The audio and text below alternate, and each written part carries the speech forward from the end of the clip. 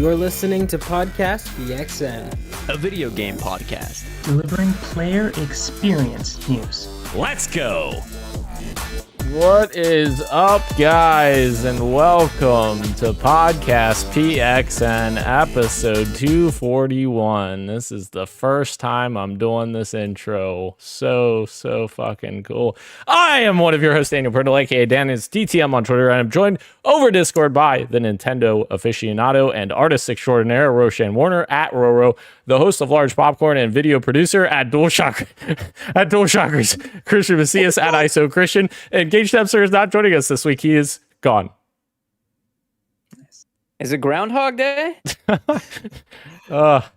We'll get to that in housekeeping. Thank you to everyone.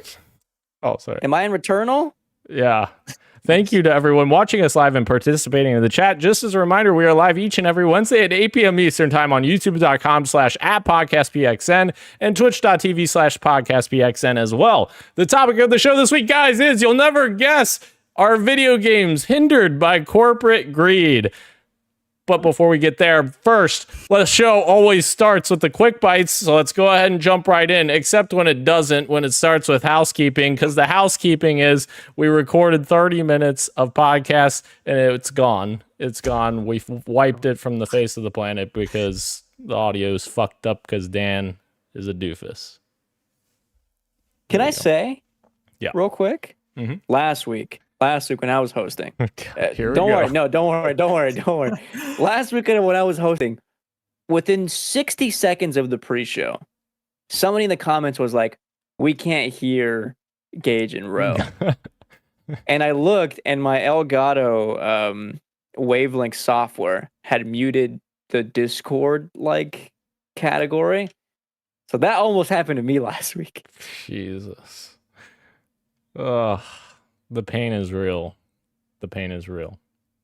All right, we're going to run through the stuff we've already talked about real quick, but obviously you haven't heard, so we're going to editorialize a little bit as we go. But rest in peace to Matt Shell, who was a key part of bringing Star Wars games to LucasArts for the last 20 plus years. Very important to call this out.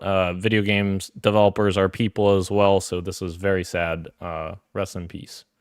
Our next quick bite, Take-Two is planning to shut down Intercept Games and the 15-year-old studio Roll7 for more layoffs. Of course, thank you, Take-Two, for continuing to fuck over your employees after buying Gearbox software. So, great job, guys. Really killing it. And then we've got Escape from Tarkov's $250 expansion. What the hell are we doing here? I had a great remark in the original, post, or the original audio about this, but that's gone. So we're just going to say, Gage, take it away. Go pull your on the side of the road and scream out, F you, Escape from Tarkov, because this is insane. Dan actually thought this was great business practice and said we need more of this in gaming, please. No, I didn't. Gage is fucking DMing me right now, all caps. Guys, we also got more Switch 2 rumors, which, of course, are that the Switch 2 will feature magnetic Joy-Con controllers, backward compatibility, and a host of other new features, according to the latest batch of rumors. Of course, we also learned that the battery may be improved in the Switch 2 because of lesser performance, as well as we heard from some reports, which makes sense. So a lot more rumors there. Then we jumped over into Batman Arkham Shadow, which was announced. It is a VR game exclusively for MetaQuest 3, coming in late 2024. Unfortunate that it's exclusive for MetaQuest 3, as, the boys only own MetaQuest 2s, but, that's just how it is nowadays. Insane. But we're not sure how this game's going to turn out. Hopefully it turns out well from the people at Camouflage.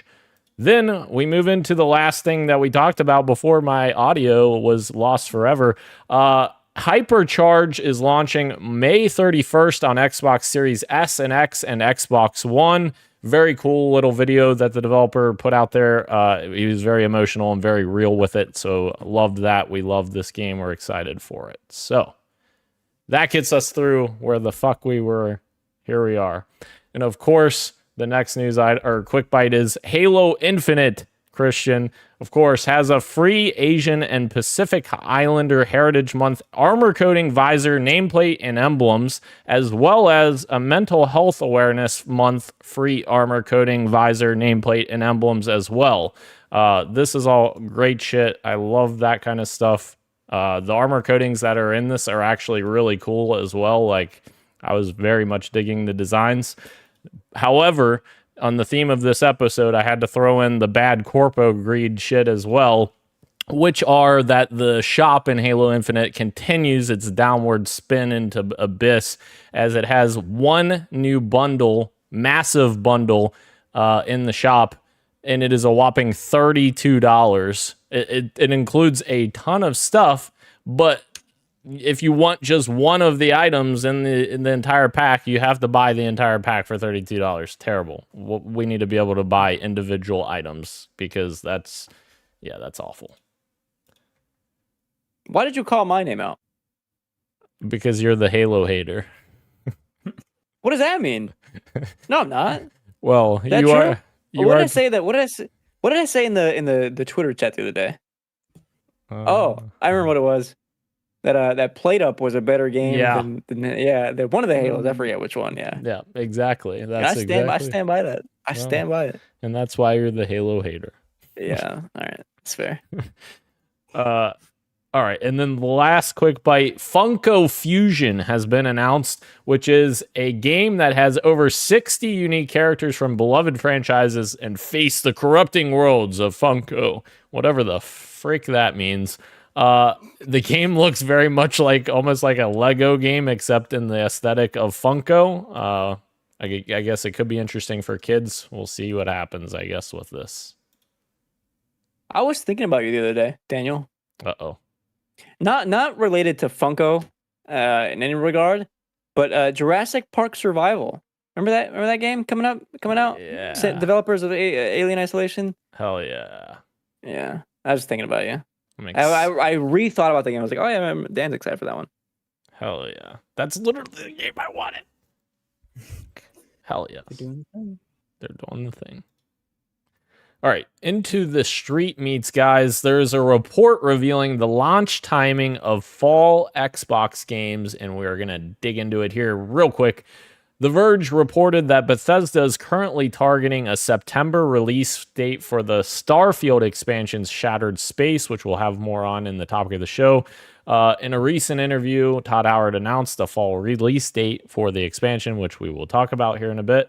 But elsewhere, Activision plans to release the next Call of Duty, which some people believe may be Black Ops 5. We'll see. I don't know. In late October, according to The Verge, the same report claims Obsidian's Avowed and Microsoft's Flight Simulator 2024 follow in November, leaving Machine Games' hotly anticipated Indiana Jones and the Great Circle to launch in December. December, huh? Yes. Don't push it back. That's my fantasy critic. No, I don't think it would. Like a game like the Avatar game came out in December. True. And like I don't know. I guess I hadn't anticipated this one coming out something like a September at the latest. But if that's the timeline, then sure. I'm excited to see what Machine Games has been cooking. I'll play it. Maybe. Come on now. Yeah, the first person bit kind of bums me out a little bit. You're talking to the experts of first person with Machine Games. Come on. They can make it work, possibly. Yeah, that's right, Ro. Yeah. You're in with me. It's a completely different topic, but I'm excited to see what Sony has planned for the rest of the year too. What's their release looking like? You know, weirdly enough, Ro, I mean, outside of third-party partnership stuff, I think the excitement from Sony stuff is going to be all 2025. Like, I think we're going to see like the next lineup of like first-party titles this year, but none of it will obviously come out this year. I think for me, that's the excitement. Like, What am I? The stuff that I bought the PS5 for. Finally seeing that.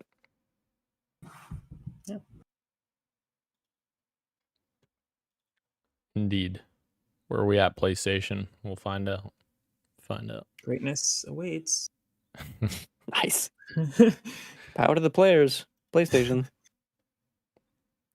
All right. Let's move into the PXN news of the week and crawl out through the Fallout, baby. Yeah, that's a song from Fallout. Oh. Yeah. All right. We've got a next-gen Fallout 4 update that is available right now, guys. And man, everyone's super excited about it, right? Well, not so much. Many players have reacted with dismay that yes, a number of mods are currently broken with the game's Fallout 4 script extender add-on not yet supported. Basically, all mods, or a lot of mods, don't work with this new update, which is unfortunate and is part of the reason why Fallout London, which was supposed to be a massive fan mod that was supposed to come out, relatively soon, they delayed it because of this update. They were worried about something like this happening, and it has happened. So very unfortunate for the issues we're already seeing from this game. Not good at all. Getting its next gen update. Also, Bethesda has been sending out tweets like left and right, like trying to cover their butts on other things because there's all kinds of problems with it, like people on PlayStation game collection weren't able to access the update because of, I guess, them owning it through the collection. There was like uncertainty as to whether or not it was going to be covered with the update or not, or if they were going to allow people to download the update through that. Apparently they ended up deciding yes, that is happening, and they did finally fix that issue, I guess, if that was an issue, or if they were kind of not planning on doing it until people freaked out about it. That's kind of interesting. You're telling me I can play the next gen version of Fallout 4 now if I owned it previously through PlayStation Plus? On the game collection, yeah. Yes, correct. There is a quick note on the Fallout 4 next gen update on Series X as well. It targets 4K 60 FPS in all modes because there was some uncertainty there as well, because there was people saying that the performance mode was 60 and then the quality mode was 30 or 40 if you were on a 120 hertz display. Apparently that's not even true, I guess. I don't know. Who the hell knows at this point? Bethesda said performance mode is more aggressive in lowering the settings to maintain this target. So I guess if you want more consistent 60 FPS, turn on performance mode, which is, I don't know, for an 8-year-old, 9-year-old game, whatever it is. And the last little bit of Fallout 4 stuff, there are now 2 new mods that are the most popular mods now for Fallout 4.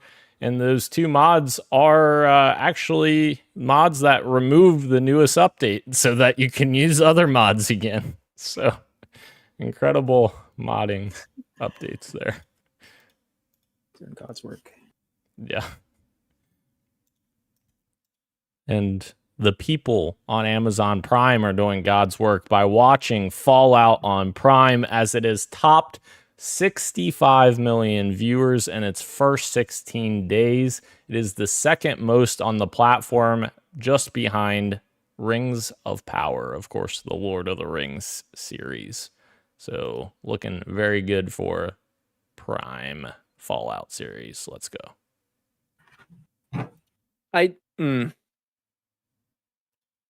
This is where like the weirdness of streaming comes in, as someone who like talks about, has to talk about that shit on Large Popcorn pretty often. Where like Rings of Power underperformed for Amazon. When you put something on a streamer, you have to weigh budget for production of the show, and then not just how many people are watching, but how many people are subscribing to access said thing. Which makes for weird qualifications, because like under like being second to Rings of Power, like it's still like 65 million people is a lot, But then you also have to weigh like, well, is it driving subscriptions, and is it like relative to its budget, how is it doing? Which makes it really weird. Like, there's always going to be an unnecessary asterisk to streaming models, which is such like an unfortunate thing that we like have to always be like thinking about. It's the same thing with like the what is that new not Ryan Gosling, Jake Gyllenhaal Amazon Prime movie, the remake of the Patrick Swayze movie, Roadhouse. Fight Club, Roadhouse. Okay. Thank you, Ro. And like that, they threw out a huge number of like how many accounts were watching it, like, or how many hours it was streamed or something weird. And I was like, well, okay, hold on. Is it like you?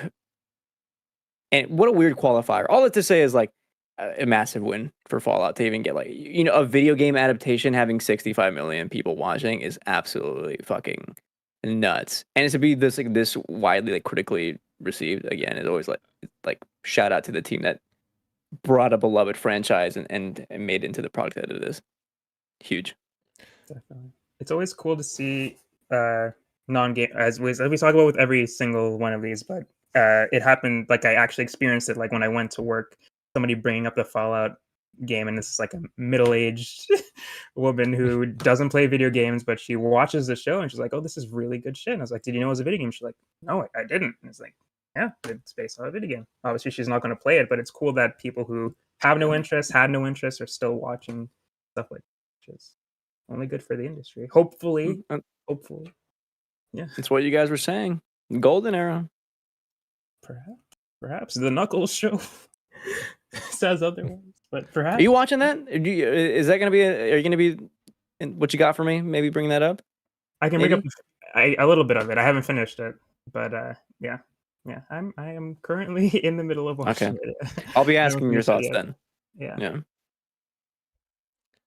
The other thing I wonder, the fact that's insane to me that Rings of Power underperformed for Amazon and that's their number one series. Like, that almost makes me wonder that they had too high of expectations for that show considering the brand, I guess.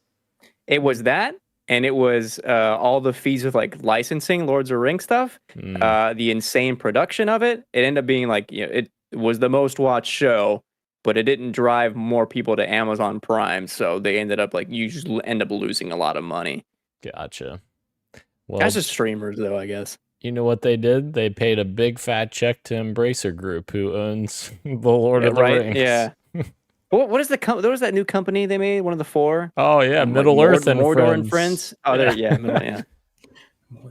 It says and Friends, so they must be cool. All right. The last bit of Fallout stuff here. Todd Howard is seemingly teasing 2 Fallout projects currently in the works. He talked about this in his interview on Kinda Funny. I watched that whole interview. It was very, very, very good episode.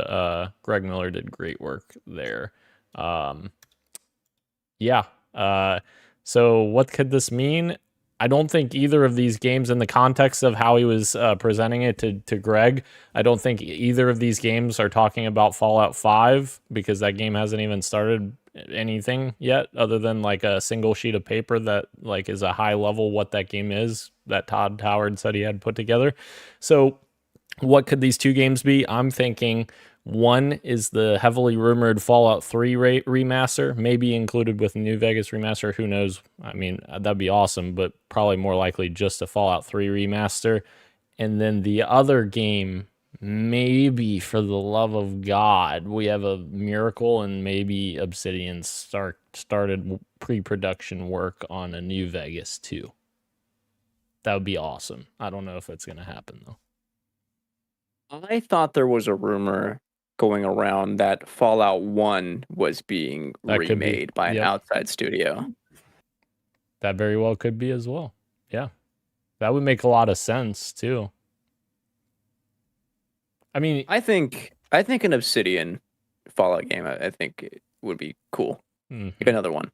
Yeah. Whether it be like New Vegas 2 or not, I think would be sick. I think you're onto something with that Fallout 1 thing, though. I think, and it would make a lot of sense if they went like the Diablo 2 Resurrected route, where it's like it's still in the same vein as the original was in like the top-down perspective, but just like completely remastered and redone. I think that definitely could. Oh, interesting. Be, yeah. Yeah. Huh. Well, like a fresh new coat of paint. Yeah. Oh, I didn't even think about that. Yeah. Well, time will tell on that one. Time will tell. But our other PXN News of the Week items comes by way of Xbox. First, I'll just tell you that the Xbox Game Showcase plus Redacted Direct that will happen right after the showcase has been announced for June 9th. And of course, the Redacted game, nobody knows what it could be, you know? It's a super big secret. Except people in 5 seconds were like, it's Call of Duty. And in fact, went a step further and was like taking apart the redacted sections and were like, I think this is Black Ops 5 is what it's going to be called instead of Gulf War, which was the rumors. But I'm stoked. Yeah, you're going to be there, right? More on that later. More on that later. More on that later. Oh, more on that later. Well, news of the week, isn't it? Right? Wait, isn't that what? Am I tripping? We're on News of the Week, right? Holy shit! How did that happen? How did that happen? We zoomed through the. Wow! Yeah. Wow! Okay, then in that case, I'm excited for anything and everything Summer Game Fest. Like, there is an energy around this year that feels pretty electric in terms of all like the main players, specifically Xbox. I think, you know, even like the rumor of like a new Gears game being shown off at this year's SGF is like, yeah, you want the main competitors to be popping off with all their biggest guns, especially at this time of the console life cycle.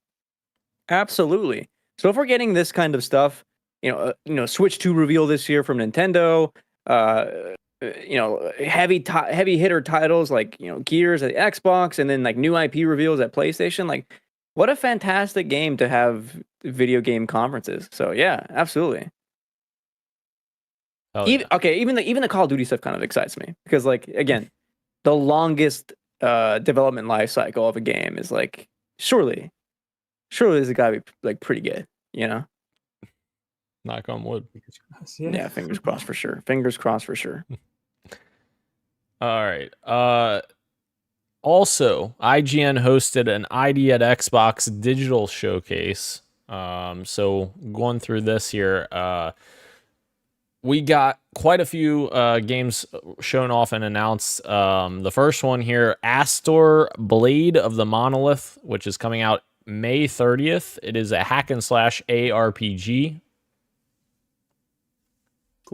Cool. We got another look at 33 Immortals, which the closed beta is set for late May. It's a co-op roguelite. Of course, we've seen it in the past with 32 of your other friends, so 33 total. Very interesting.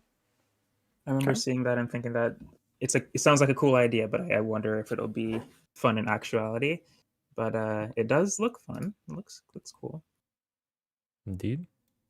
But again, we're like we said when we watched it the first time, where we're going to find 30 friends to play with, right? Unless it's online, which it should be.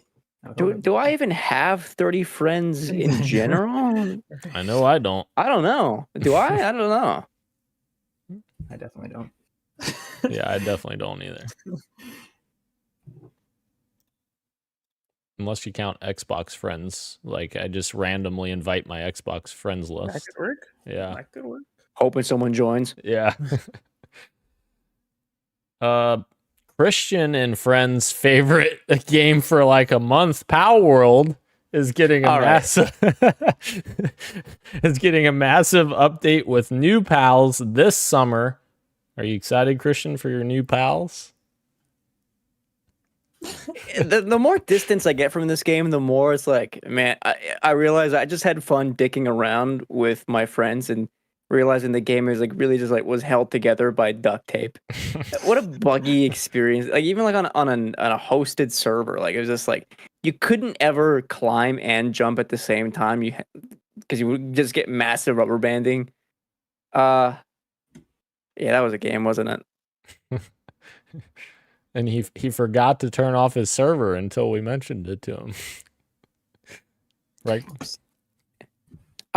Yes, sure, yeah, but like just the other day, I was going through my list of games that I've played in 2024 and then my list of 2024 games ranked. And like I've played a considerable amount for us being a third of the way through the year, but not a substantial amount to have like a cool top 10. Like there's only 10 games in my 2024 games list. So that would make Pal World in my top 10 games of the year. Jesus. Which is why we do top 5s for games. You know what? That's 10 more games than Rose played all year. Boom! Got him. That was payback for last week, Rose. Sorry. That stings. Who am I kidding? I haven't played 10 games this year either. World War II era game Commandos Origins is getting a closed beta this summer. Okay. I didn't even know there was a first Commandos game, but apparently this is the next entry. Oh, it is? Okay. Yeah, apparently. Oh, yeah, I just said that. Yeah. Interesting. We also got Centum, which is an 8-bit point and click adventure game coming this summer. Interesting. Point and click making its return. We got Lost Records, Bloom and Rage getting a new trailer, but no release date. It was announced at the Game Awards last year. Choose your own adventure. I think it got a late 2024 window. Or maybe just 2024. I'm not sure which one. But yeah, this is the Don't Nod People, Life is Strange folks, obviously. So I'm intrigued. Yeah. How about that art style? Yeah, it looks fun. I like the CRTV sort of dimensions. I don't know the exact dimensions, but like obviously not widescreen. How they did for the trailer, it's cool. It's neat. I like how they're leaning into the 90s style, which is cool. I'm excited. That aspect ratio you were looking for is 4:3. 4:3. Thank you. Yeah, I'm excited. I love me some Life is Strange, and the trailer gave me the vibes that I'm looking for. Answer me this, guys. Was 4:3 a better aspect ratio? I know you're doing a bit, but legit, there was a discourse happening on film Twitter last week about when movies, like when you would play them on TV, like on a DVD or whatever, like what was the preferred format? Like, would you rather have widescreen with the letterbox on the top and bottom, or have it blown up to the full extent of the TV? And some people were divided. I'm still divided on that. Fuck you. They still do that to this day when they use IMAX shots, and they do letterbox on widescreen format. The thing that fucking boggles me is when movies are made in IMAX, especially now, and then you get the home release or you stream it after the fact if you miss it in theaters or whatever, want to rewatch it again, and there's no way to watch an IMAX format at home. No way. Like, what is the point? That bothers me, Daniel. They should, you know what they should do? They should let us buy multiple TVs to combine together and create our own IMAX. Boom. I mean, you wouldn't need just like a projector would be fine. Do you know what I mean? Like just projector, even not just onto a wall would work, but just give us access to the ratio.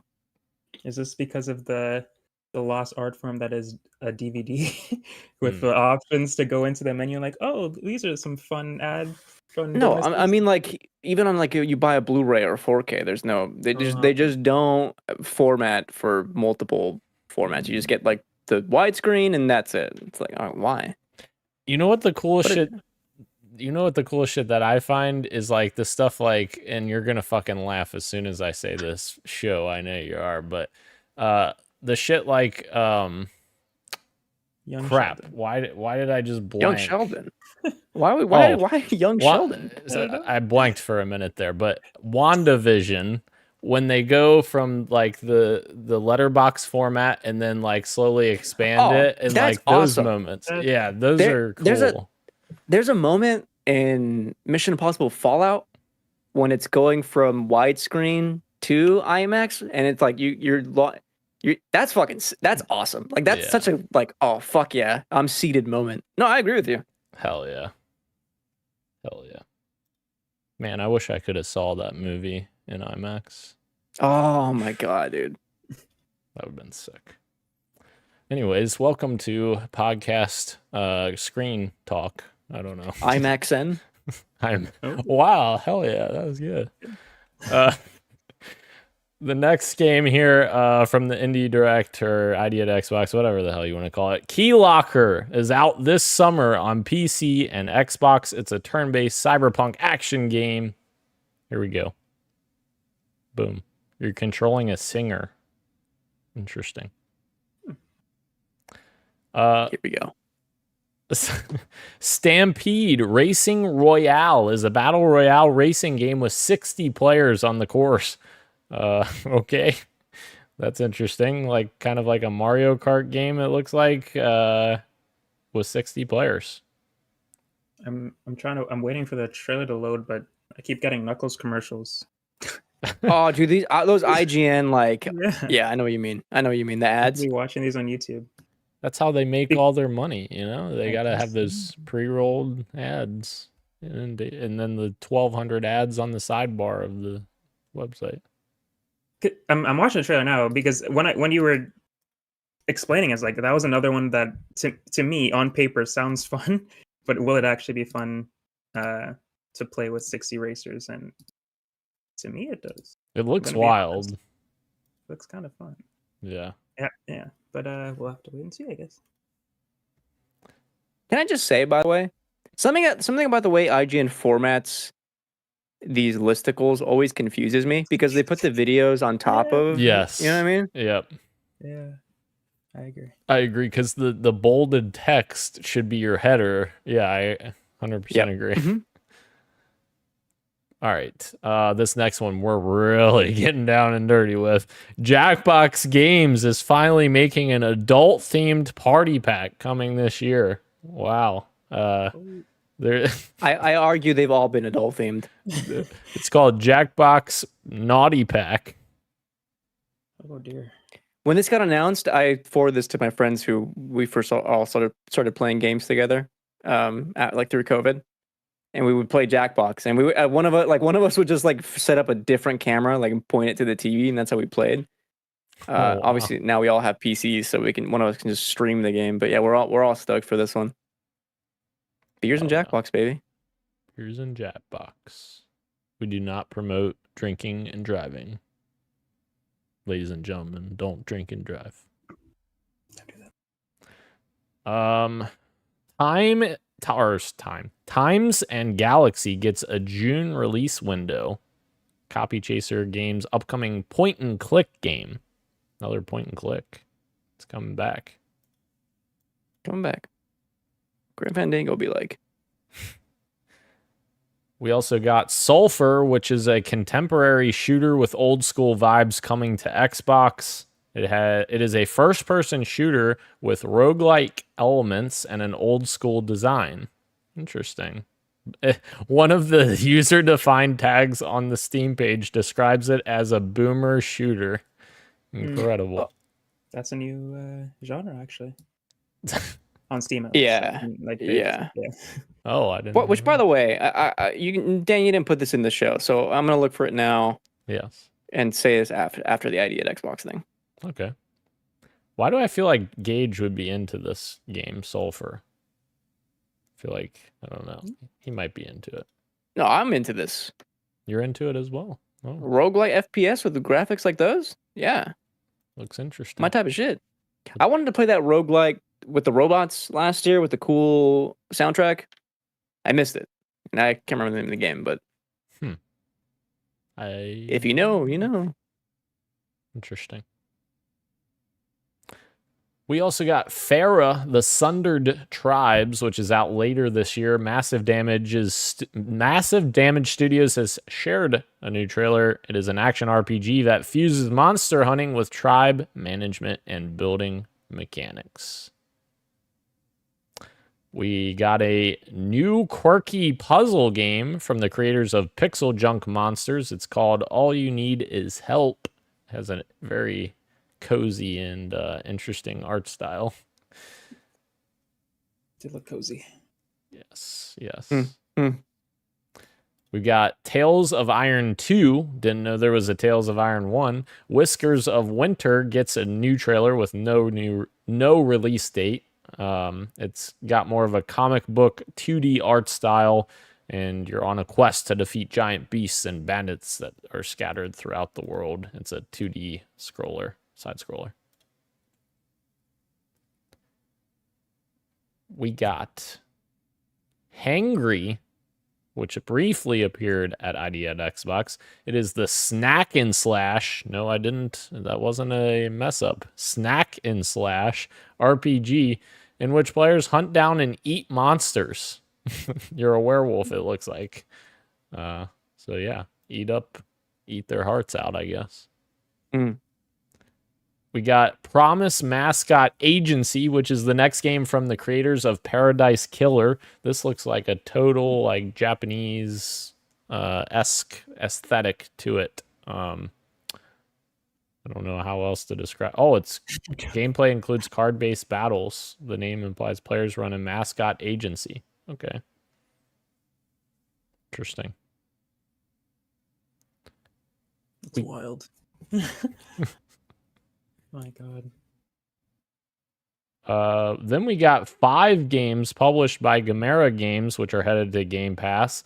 Indie game publisher Gamera Games revealed that 5 games, which is Depersonalization, Firework, Volcano Princess, Kelperth, and The Rewinder, are all headed to Game Pass. They were all originally released on PC before today's announcement.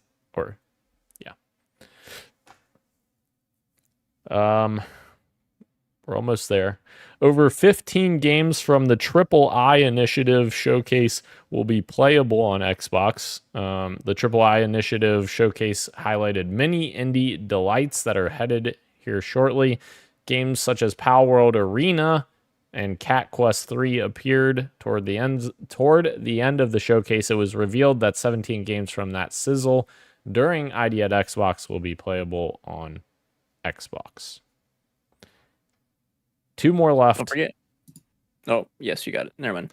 Dungeons of Hinterberg gets a colorful new trailer focusing on gameplay. This is a social sim and action RPG, which has cel-shaded graphics, taking place in the Australian Alps.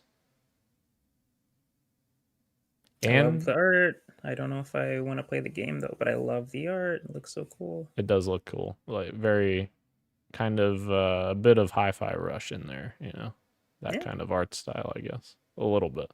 I guess the character model more so than the world.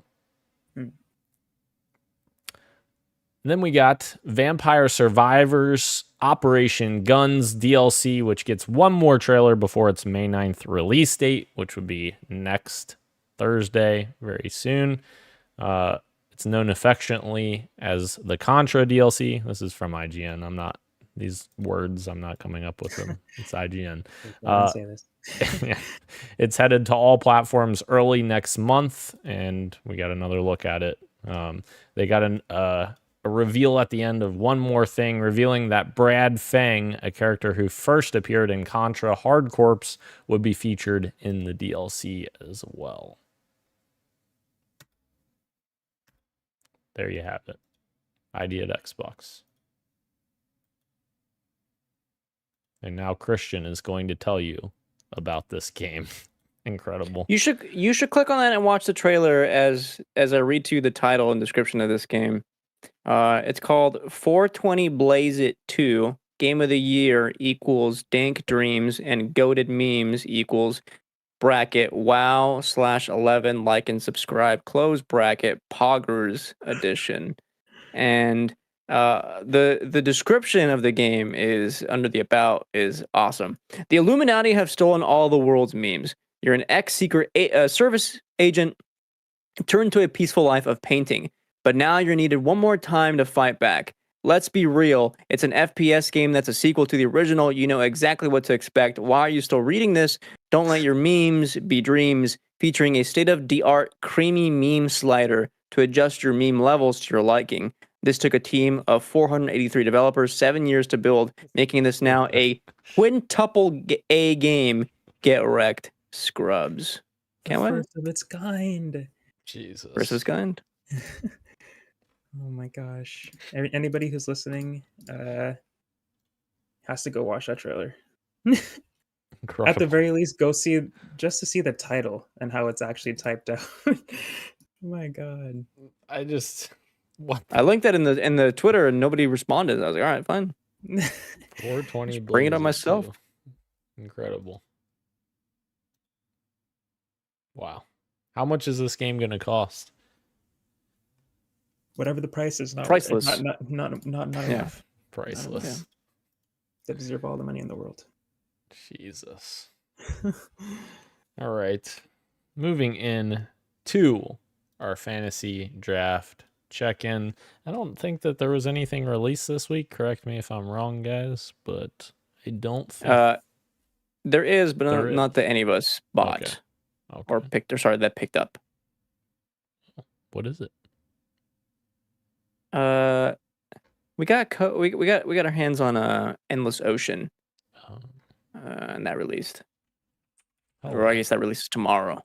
Reviews not so hot on it. so we chose correctly then. Yeah. All right. Well, maybe we'll have an update for more Fantasy Critic next week. No, not next week. A few weeks. Senua Saga Hellblade 2 releases May 21st. That's the next game. And that is coming from Christian Macias' team, Eternal Rose Software. Is that true? I have that? I picked it up? Yeah, I think I had it last year. I keep forgetting. Yeah. And then we've got right behind that on the heels, May 23rd, Paper Mario The 1,000-Year Door Remake. Let's go. 10 out of 10. Yeah, that's I hope so. I need the points. Do I not also have 9 Souls coming out a week that same day? That comes out a week later on May 29th. And yes. Oh, I 9 see. Okay. Souls. Yeah, gotcha. Yeah. Yes. I knew it was somewhere in there. And you know what? Let's just throw out the last May game, which is F1 24, and that is for my team. I gotta say, I thought Ro had Crow Country coming out. Crow Country. I don't. Maybe I should. Interesting. Let's just take I a didn't say look. anything, dude. Crow Country. Let me just file that away for later here. Not for any reason or anything. Yeah, that's our fantasy draft check-in. Moving into what you got for me, guys. Dan, what did you have for me? Well, Dan, that's a great question. This is a episode where we talked about more Fallout, so yes, I'll talk about my experience of playing more Fallout. Let's go. I started playing Fallout 3 Game of the Year Edition on Steam, and I played about an hour of it and was so fucking enamored with it again, and I was like, this is fucking the vibes, and I want to keep playing it, but I fucking shut that shit down, and Gage was playing as well at the same time as me, and he also shut it down when I finished my reasoning for this. And the reasoning is because that Fallout 3 remaster may actually happen so very soon. And so if that happens, I don't really want to play this version because then I won't want to play the remaster. So I was like, I better stop. And so I stopped. And what did I do? I went over to the good old Fallout 4 update and booted that baby up and kicked off a brand new save in Fallout 4. And that game, even that the vibes were there immediately, even though I hold 3 in New Vegas to a higher regard. Love that game still. Fallout 4 is still a great game. Booted into it, played for at least 2.5-3 hours. just fucking looting everything. Oh, so good. So good. And then Fallout Shelter. I've jumped back into the train of Fallout Shelter. I played it at launch, and I played it for a little while after launch when it came out, and now I'm back into it again. Here we are, just creating vaults on my phone. There we go. I was on the App Store. I don't remember for what reason, and I saw that game and I was like, "Holy shit! That's still there." I mean, why would it go away? But I was just shocked to see the game in the App Store so high up on the list too. Almost 10 years later, still there. That's insane. No, that was like 2016, wasn't it? 17 maybe. It released alongside Fallout 4, I'm pretty sure, which was 2014. Not true. Fallout Shelter release date. Okay, it was 2015, so 9 years. Oh my god. Yeah. That's crazy. 9 years ago. That's fucked up. There's so many games that have come after and left before, which is true. crazy to think about. It's true. Somebody said it's been 12 years since the Wind Waker HD port on Wii U. Whew. Time for another one. Time for yeah. Remake it again. What would they call that? Wind Waker HD Remake 2? HDD. 4K. HD? 4K remake. Yeah. Oh, please. Yeah, there you go. On the Switch too. All right, Ro. I know you got a bunch of Fallout for me. What you got for me? No, I haven't played anything. Dang as you it. may have been able to guess. But I will say that I did watch the first episode of the Knuckles show yesterday. So I'm hoping to keep going with that. The general consensus amongst Sonic fans and people that have watched it is that it's trash. It's not good. And it doesn't... it's the human characters that are getting a lot of focus in later episodes, apparently. I've only watched the first episode once again. And from what I saw from the first episode, I enjoyed the first episode enough to keep watching to see what everybody hated about it. So I'm going to find out if it is that bad.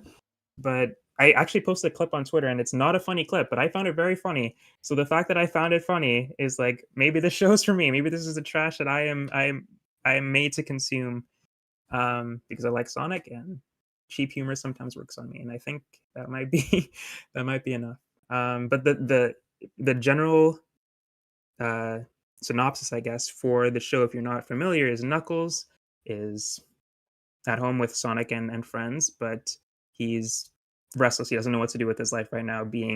His mission is complete and the Master Emerald is safe. He doesn't know what to do. And there's this guy named Wade who is a police officer, and he is a part of a bowling group.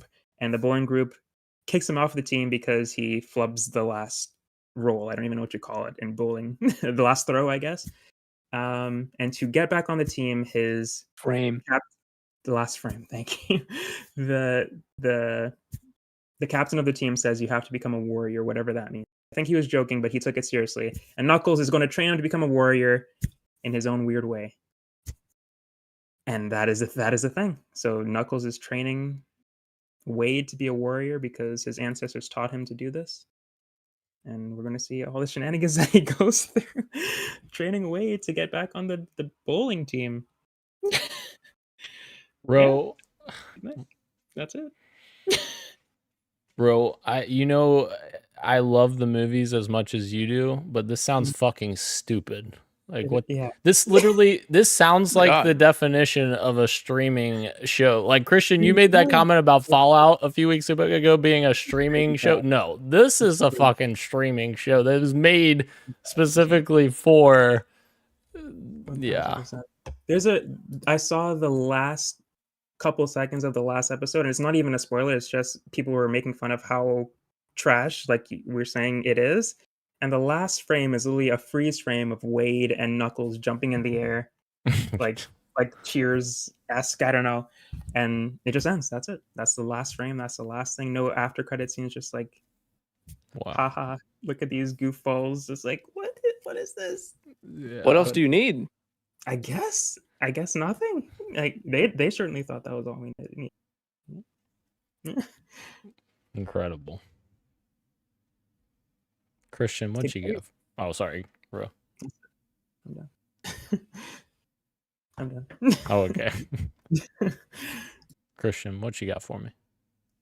No, well, there is one game, I guess, that would be like a week and a half ago that we played, but I can't bring that one up today because last week you were gone. This week Gage is gone. So I refuse to bring that game up until all three of us are here together. I'll bring that up then. Otherwise, a lot more Another Crab's Treasure, a lot more Balatro. I mean, a lot more other games for work, upcoming games. But more specifically, I've been really high on the emulation train. One of these games I won't talk about yet because I'm working on a little secret little video for DualShocker, so I'll mention that game probably next week, I think, when I'm closer to like editing and writing about this game. I'll mention that one then. But one I do want to mention, that's why I'm wearing pink today, Kirby Air Ride, man. Hop back in. I had Dolphin downloaded. I set up my configuration for using my Xbox controller as a GameCube controller. Flawlessly runs GameCube games. This Dolphin, and yeah, dude, I had to go in to see if does Kirby Air Ride still have the sauce? Not only does it still have the sauce, it is like as addicting as ever to be playing City Trial, even against the bots. There were some games where I couldn't even have them up. The difficulty goes up to 9 per CPU, and it was almost too difficult because I wasn't used to playing that game for a while. That I had to bump them down to 6 just to keep up. It's so good, dude. City Trial, Ro. I mean, even on your laptop, it would be so easy for you to download Dolphin and play. And I discovered while doing research for this game is that there's an online community called Kirby Air Ride Netplay that I'm now a part of. I'm too scared to play with them, but they host online city trials with their own rule set and a specific mod to get rid of a couple of things that make they want this game to be competitive, like a battle royale, like Fortnite or in a Warzone. So they took out I think 2 different stages that would make the builds that you get in City Trial, you'd be at an advantage if you had less stats acquired during the game, which is interesting. And then there's the way they approach combat and the their rule sets for the game is fascinating. That I joined the Discord to see what was going on and stuff, but I'm too afraid to play with them. But yeah, dude, the Air Ride community thriving in 2024. Who would have thought? Not me. That's awesome. Even more reason why Nintendo should make a second one. Oh yeah, and I will be talking about that next week, bro. Next Tuesday. I might need to look into the Dolphin emulator. I've heard of it, of course. I'm sure everybody has heard of it, but I never gave it a shot. Dude, but I was up and running in 10 minutes. Oh, is that easy? Okay. Yep. Okay. You know what they say when you want to play Nintendo, ride the Dolphin. Did I say that? No, That's wild, dude. They're saying it now. Yeah. God. All right. Into the topic of the show, guys. Here we are. We're going to be talking about our thoughts on, what's happening with creative visions of games versus, maybe corporate greed getting thrown in there. But before we get to that, we've got some news here from Starfield, which kind of stemmed this idea in my head for the topic today.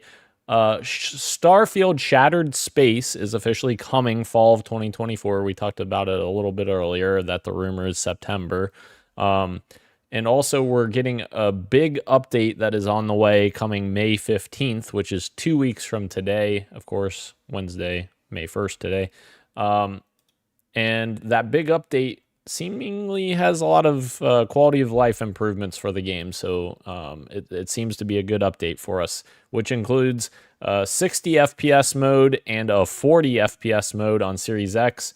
I would imagine the 40 FPS mode is similar to The Last of Us Part 1, where it will work on 120 hertz displays. It'll work up to 40 FPS and higher quality, which is great. More options is always good, which we'll talk about that here in a second. 60 FPS. I mean, somebody told us that wasn't possible at the time. Custom. Only for the X though, not the S. Yes, we were gonna. Yes, that was the next story. Sorry. No, you're fine. You're fine. Just steal the fucking. No, I'm just kidding. No, since you mentioned it, Tom Warren, he pointed out specifically. It's interesting that Bethesda has only mentioned a Starfield 60 FPS mode for Xbox Series X. That would suggest the Series S won't be getting this mode and will have a separate version. Which of course is interesting for multiple reasons. One of which is we're continuing to see Microsoft backpedal on their policy of feature parity on both systems, which I think, as we talked about, is relatively good. That's a good thing that we're giving the better console better features, obviously, because it can do more things. So I don't think that's a bad thing necessarily. No, sorry. I was going to chime in, but I'll just save conversation for after the fact. Okay. There's also custom difficulty options. I think I saw a bunch of different sliders you could adjust, which that was very cool. Just, quality of life stuff once again. I think there was even selling items to vendors and stuff. You could increase the amount that the vendors would give you. That was part of the custom sliders. So that's pretty interesting. There's more detailed surface maps, which includes city maps, which for fuck's sakes, that game needed it. The little that I played of it, I think I was 5 or 6 hours in. I was already getting frustrated because it's difficult to navigate some of those cities. So that's good. New ship customization being added. They're allowing you to respec and change your appearance of your character, which is always a good thing to let your character change to whatever way you want to play as. That's pretty cool. You're also getting creation kit that is going out to beta testers right now, and land vehicles have been confirmed, but they're coming later. They will not be dropping on May 15th. So a lot of quality of life improvements here that I feel like are really positive steps forward for this game. But I mean, Christian has some thoughts, but he was massaging some apples, I think he had. But I think Hold on. No, you're good. I think it's interesting because a lot of these options used to be standard, I guess, in not just Bethesda games, but in games in general. I don't understand why we've gone away from having multiple display options now all of a sudden with Starfield, when every recent game lately has released with a graphics mode and a performance mode. And I know we talked about it at launch, and what they said made sense. Bethesda saying, well, this was a design decision for us to make this 30 FPS. We can only do so much with this. And I was at the time, I was okay, I guess I could see that with all the simulation stuff going on in the background. But appearing that was not necessarily the case, as now we have a 60 FPS mode. And you wonder if they just needed more time. And on that note is where I saw a tweet that all of us have thought this sentiment at one point or another during maybe at the past year or so. Specifically, I think about PC ports. And the tweet was, obviously I can't cite it because I just saw it when I was just scrolling hours earlier. But in essence, was something like, modern games have two release dates. The day it comes out and when publishers are ready to ship it, and the day it's finally updated with all the things that should have been there day one. And that's not to say Starfield was feature sparse. There I mean, obviously that game reviewed well at certain outlets. People like Greg Miller loved it even. But yeah, when you think about some of the stuff we're getting in the upcoming updates, it is kind of boggling to think about wow, it turns out you can have a performance mode on these consoles, but also to have things show up that would have really enhanced the initial experience, now what, like a year later at that point, like after release, is like a little shitty to think about, because it's like, yeah, this would have been closer to a definitive version of the game to play, but we're not getting that until loads of people have spent over $100 on. And I say $100 on because like a lot of people paid the extra amount to play like 3 to 5 days earlier, whatever it was. And like that practice is like, I won't lie, that practice bums me out. But again, like you position the show, who's to blame? Like I don't think Bethesda would want to ship something that isn't ready, but it's also like that game was cooking for a long time, and publishers, are business and need to ship out a game at some point. It's true. Yeah, this game was in development for close to 10 years, like 9 years essentially. Fallout 4 came out in 2014, and yeah, they had DLC for Fallout 4, so maybe you could make the argument 8 years if you include that. But you always have second teams working on the next thing in the background. So yeah, that is a good point, that it took them a long ass time to get here. And it's the same question that Gage and I talk about with Halo Infinite. What took them so long to go from Halo 5 to Halo Infinite? And maybe it's the same answer with technical debt. Maybe the creation engine is getting long in the tooth with Bethesda, and maybe they're just struggling to keep up with it. If that's the case, do you move on from it, or do you just try to continue moving forward with it? There's no great answer there either, I don't think. There was an interesting thing Greg Miller was talking about to Todd Howard in that interview. I didn't listen to all of it, but I did listen to a good chunk. And he was talking about, like, granted, he was, I think, mentioning it with like a lighter, or like, how would I put this? Like in a more positive spin. He was talking about the Bethesda charm, but specifically about like the jank and the bugs. And he was talking about how like people look forward to the jank and the bugs. Maybe that's true. But when I was hearing Todd respond to this, and like, granted, I do think it's kind of a cool philosophy to like have the team be like, no, if it's like not affecting, performance, or like gameplay, if it's not a hinder to player enjoyment, like, yeah, leave it in. Like, well, that's funny. That's actually pretty cool. But I do think at some point, like if it is hindering development of the game, like if it is like something like the creative engine that is limiting developers and causing games to take longer and release in poorer states, and I don't know, I feel like that is something for sure to discuss. Yeah. Same thing with like Destiny. I think like the engine for that game is pretty outdated as well. And then I think you and Gage pretty much have differing opinions on Halo's shift to like something like Unreal. Is that right? Well, I mean, I wouldn't say we have differing opinions. I would just say that I've always been cautious and, concerned about switching engines, because you worry about losing what makes that special. The feel, right? Yeah, exactly. And if they can recreate that, then I'm all for a switch, because that's seemingly going to make things better for the development side.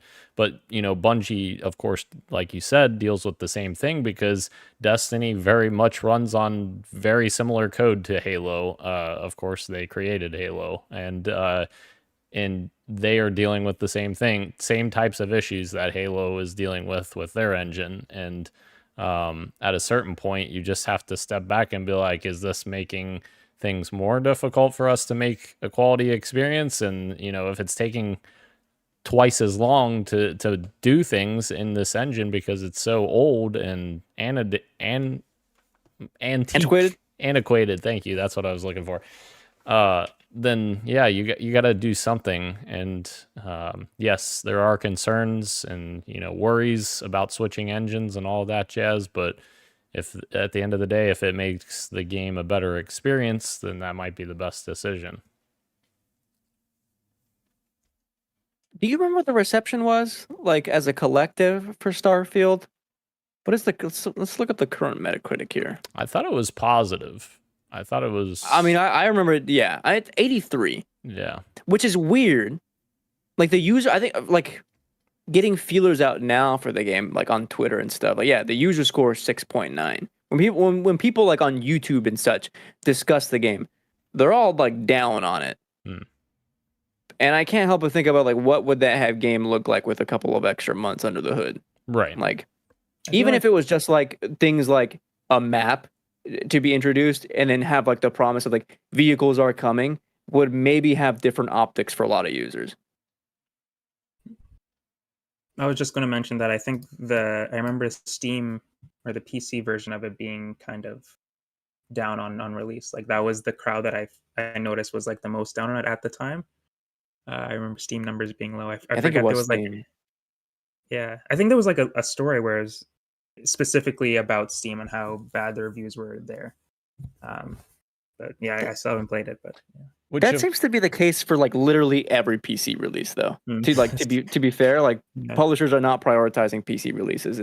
They always release like to mixed reviews or mostly negative. Which of course I think that's partially due to the like modding community and stuff like that. We're upset not having the tools that they were used to with all their other games, which of course Creation Kit is going out to beta testers now, so maybe that will alleviate now. But yeah, like we're saying, like if this game was pushed back even like 6 months, that game came out in September, we would be talking about March release date. You would have something much closer to what we're getting here in May than what we got, 6 months ago, or 6 months from then. And yeah, it's like, it's hard to pinpoint, is this corporate greed? Because like you talked about, Christian, this game's been in development forever, but also, like at the end of the day, your games have to be good for people to be excited about continuing to play them.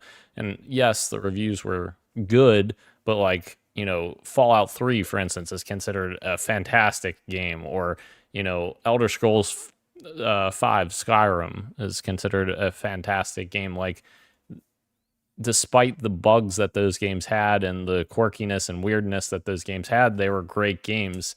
And it was because they were given the time that they needed to make those great games, whether that's, 10 years or whatever. But maybe, yeah, it's a multitude of factors. The reality is, like, it's such a tricky balance, and every game is going to be different. Oh, look at that. We ask a question for topic of the show, and the answer is it depends. That's that's a new thing for us. Yeah. No, but like, when you look at the balance of corporate greed versus creative vision, like the detriment of Cyberpunk 2077 was 100% corporate greed. They pushed that game as much as they could to the side of make this GTA and get this out ASAP, and like look where that game ended up. But I also look at games like Spider-Man 2, which came out, was that last year or was that 2 years ago? I think it was last year. Mm-hmm. Okay, Yeah. For whatever reason, the timeline's blurry for me now. And as we now know through the leaks, the creative vision for that game was way different. Like you were fighting Venom out in the streets of New York, much like some of the trailers that the game was showing off. There was environmental destruction. There was another leak where like the story focused a lot more on like Venom as opposed to like the Kraven side of it. And like seemingly, this is like a lot of deduction based on these leaks. It's like Sony needed these changes and the game had to come out sooner, which is why we talked about like how the game had way more bugs than any previous Insomniac game.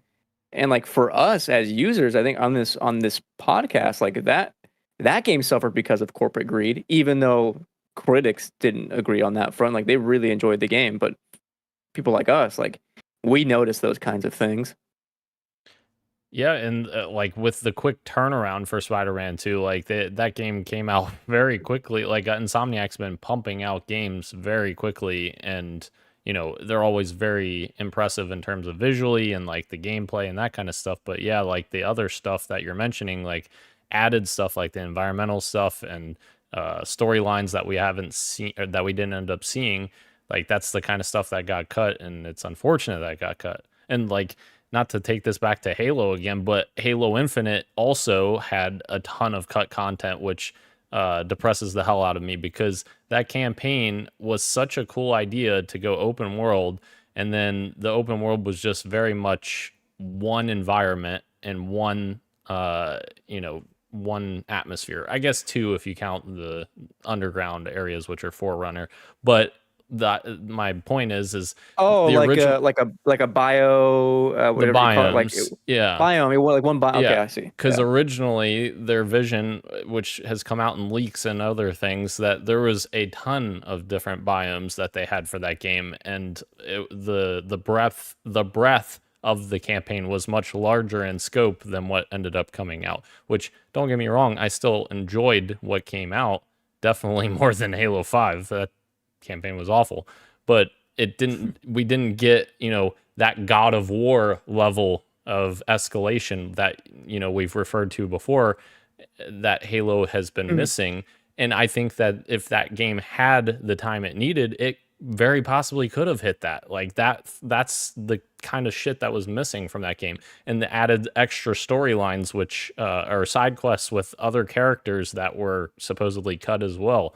Hell, I was on this podcast with, I believe it was just Sean at the time. I don't think you were on yet, Ro, but I was talking about leaks back in 2018, I want to say, or 2019. Sorry, 2019 is when the podcast started. 2019, there was leaks that said that Halo Infinite was going to have multiple playable characters, where you're going to have basically side missions with other playable characters, and they all fed into the main story somehow, and like it just sounded so cool, and none of that stuff came to fruition, and it's unfortunate. And they didn't give 343 10 years to work on it like Starfield, for instance. I get at the end of the day you got to release the game, but at what point do we cut them off, I guess?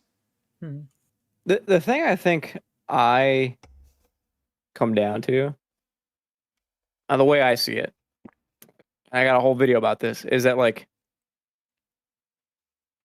because of the practice of developing games, you just have to, because games are so expensive to make, and unless at like the development and publishing level you're approaching it differently, you're just gonna eventually come to a point where like, this is as good as it's going to get right now. We can release this in a poorer state and update as we go to save face, and we'll still make the same amount of money as if we would make more money than if we just held on to it for another couple of months. Like, just put it out now.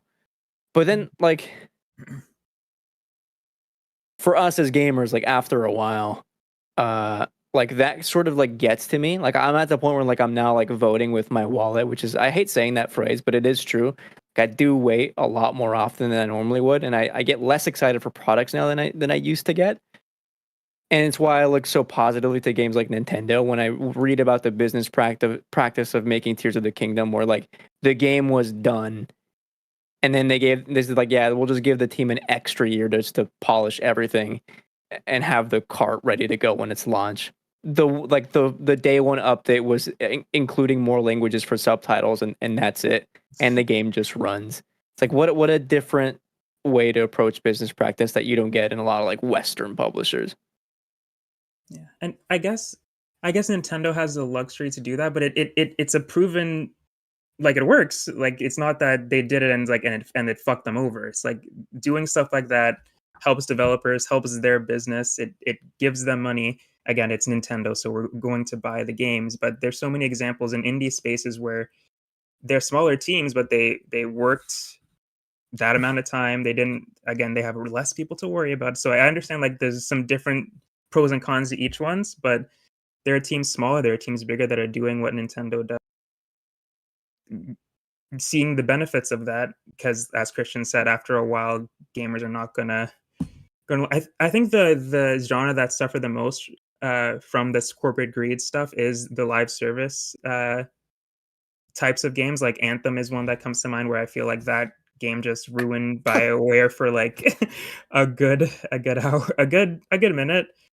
I don't know if corporate greed was exactly the main factor, but I think it had like a part to play for sure. because I think the core gameplay of that was good, but there was so many things that was rushed and not in the game by the time it came out, and they promised stuff, and only to have a dev blog come out eventually that's like, oh, we're actually going to abandon this. Sorry to those who paid the extra money to play it early and get the DLC and all that stuff. Avengers is a good example too. I was one of the stupid idiots who bought the $100 version to play it earlier, only for them to not support that game very well. And $100? yeah, I was very excited for that game, and it was not that good. Not that good. You know what? You know what sucks too? Oh, because I'm just gonna complain now. Like Horizon was a free game with PlayStation, one of the fucking tiers. I can't remember the tier names anymore. Yeah. That got removed, and then somebody quote tweeted it and was like, "Oh, they're making way for the remake." I forgot, dude. You're gonna remake a game unnecessarily and charge people $70 for it because you have a show coming out. What are we doing here? And you know what? That is one aspect that I actually respect Todd Howard for in his interview, because I think at one point Greg was like, well, Todd, like, what were you guys thinking? You guys don't have any games planned for like releasing alongside the show? And Todd was basically like, well, no, I mean, I see the show as another entry in the Fallout franchise, and like this is just another thing you're experiencing in that world. Like, I don't think that we needed a game to come out. Now, he did talk about how they have updates for Fallout 76 and all the other Fallout Shelter and all that stuff, but I think that is respectable to say, well, no, I don't think we necessarily need a game to release alongside this other medium that we're tying into the same universe, which very cool in that regard, no less, with all the stuff they added in terms of the world and lore from the Fallout show. I really love the added lore that they had there. We're going to have a spoiler cast one day about that. But it's very, very, very intriguing. Although, I could be eating my words when in 2 months they announce Fallout 3 Remastered. Here you go. Come get it. I don't know. And you'd play it? I would, absolutely, yes. I would immediately buy that. As you should, Christian and Ro. Oh dear. You don't want to set the world on fire, right? I wouldn't dream of it. Never. Song. Oh, shit. Some good songs. I can hear Gage right now singing the big iron on his hip. The big iron on his hip. He's in his car right now singing it. I guarantee it. I believe it. Yeah. What do you think Gage's go? Oh fuck! I forgot to buy the filters. Huh? What do you think Gage's go-to snack is, like on a road trip? He stops at the gas station. He's grabbing a couple of things to keep him satiated on the drive. What's he grabbing? Reese's Pieces. He's gonna hate that I just said that. Reese's Pieces. Oh god. Some probably weird ass Canadian name, like fucking. I got my Jimmy Jones, my Jimmy Smackers, my gobbledygoos. Oh my Canadian bacon, my ham. He seems like a to me a Powerade drinker. Powerade drinker. I know he likes root beer. He maybe does do the A and maybe like something like A and W. But if he's driving, he's gonna do a root beer, or is he gonna do something like a Mountain Dew? I don't know. Maybe the root beer. Maybe the root beer. Yeah, I don't know. Only one person knows. Gage Dempster. Here's what he does. He gets a flavored Coke, like a cherry vanilla. Flavored Coke. Yeah. I like cherry Coke. It's good.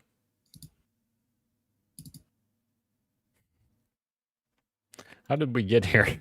All right. Has this generation been a disappointment? Christian writes. Oh, I threw that in there. Yeah, I mean, I have to ask that.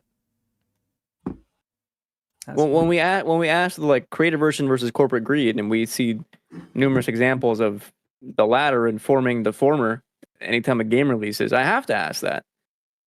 And like, I must have been on TikTok or somewhere where they were like talking Not about for like long. games. Sorry, I'm just kidding. Nice. Yeah, I worry about that. I still use TikTok pretty often for like I save so many recipes on there and just different like things for like tip. Why am I going on this tangent? Daniel, Sorry. I don't remember where I was, but they were talking about speculation for like all the stuff that was like maybe going to get announced this year at like all the not award shows. I'm sorry, the conferences. And one of the comments said like, finally, like reasons to use these consoles. And it's like, yes, like other people feel the same way that I do, which is like, of course I'm still using my console all the time, but not for anything specific, you know, like I can play Balatro anywhere. I don't like, I chose to buy it on PS5 because I wanted to sit on my couch, but like I could have just easily bought it on my PC or whatever. Like reasons to buy these consoles for me are like a bit more few and far between. And when I see games like that are pretty much just like PS4 and Xbox One games, or that it come out in like not as good shape, I have to ask, like, is this generation kind of a disappointment 4 years in, sorry.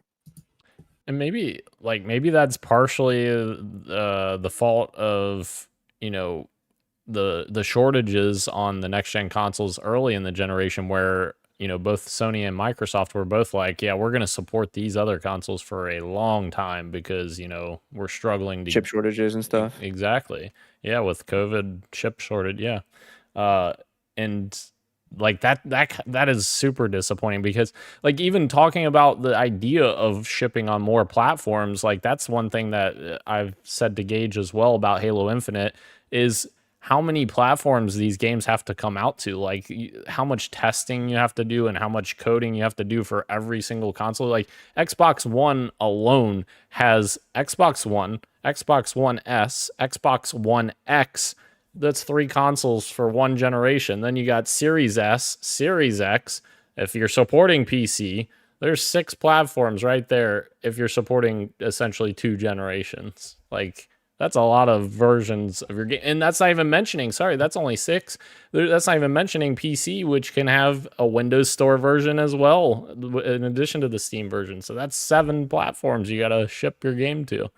That's quite insane. Time and resources. Exactly. Yeah. It's sad that that gaming has come so far with like technology and how impressive these games are, but at the same time that we've become so pessimistic towards the industry. Like this should be such an exciting time to be excited for these consoles, to not ask the question, which is a very valid question because it's how many people are feeling. But it sucks that so many people are feeling this way, because it should be so super exciting to be in this generation of consoles and how far. And it is exciting to in some parts, but it's just like layoffs, corporate greed. It's just like so much bad shit that's along with it that it's hard to be excited for every little thing, I guess. And I think we get more bad news than good news in the gaming industry these days, which sucks. Unfortunately, we had it today. Yeah.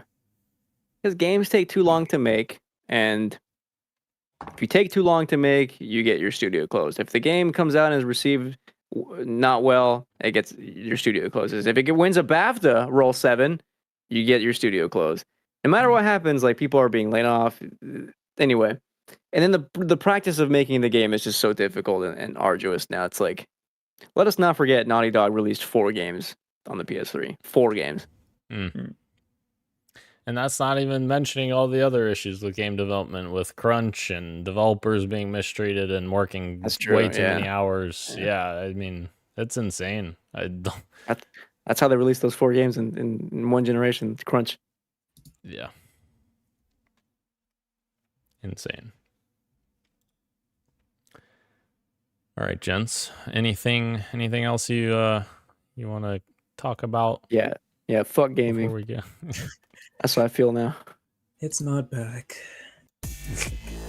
Not back. This is not the golden age of video games, but it may be of adaptations. All right. Thank you again to everyone joining us live on YouTube and Twitch, as well as podcast services everywhere, including Apple Podcasts, not Google Podcasts. I learned recently, literally just this past weekend, that apparently Google Podcasts doesn't exist anymore. It's now in YouTube Music. I had no idea that was a thing, but I just created a playlist in YouTube specifically for the podcast for it to appear on YouTube Music. I didn't even know that happened, but it happened. So Spotify and everywhere else you get your podcast. Thank you, Ro. Thank you, Christian. Gage, have a safe drive home. I am Daniel, and this has been Podcast PXN, and we are out. Much love, and keep on gaming. See you.